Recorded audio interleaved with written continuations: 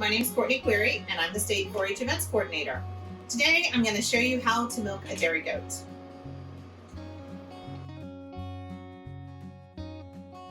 Before you start milking your goat, you want to make sure that your hands are clean. So wash your hands for at least 20 seconds to make sure that you've gotten as many germs and dirt off your hands as possible.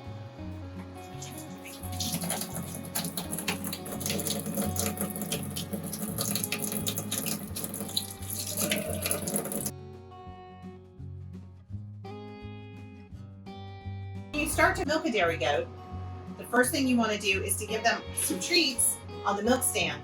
That way they stand nice and quiet for you. This is Hazel.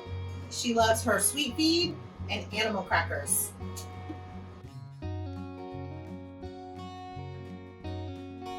Now that Hazel has some treats for the milk stand, the first thing we need to do is make sure that her teats are nice and clean. I use a baby wipe to wash her teats. Make sure they're nice and clean.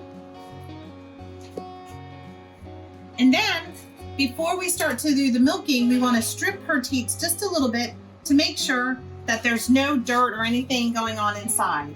So we're going to strip just a little bit into this milk bucket. And we're going to look at the milk to make sure that there's nothing in it that shouldn't be in it. So we're looking for it to look like milk, smell like milk, and nothing in there that would be bad or looks like an infection.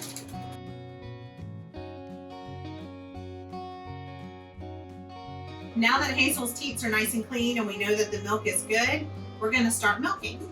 So when you go to milk your dairy goat, you have a milk bucket and you're going to place that underneath the milk bucket, underneath her teats. I always hold on to it to make sure that the goat doesn't kick it. There's a saying about don't cry over spilled milk, and I know why. So the first thing you're going to do is you're going to take her teat and you're going to wrap your fingers around the top of her teat. You're going to use your other fingers to push down and push the milk out.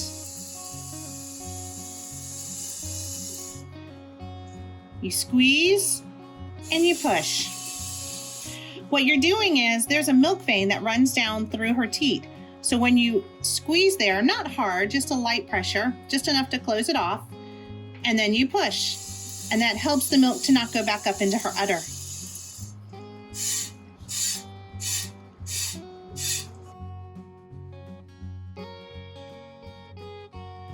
Once you've finished milking your dairy goat, the next step is to make sure you spray her teats with something that's cold and helps the orifice to close up so that no dirt or sand or anything gets up inside of her teats that could cause a problem. We use a spray that's meant specifically for spraying on her teats.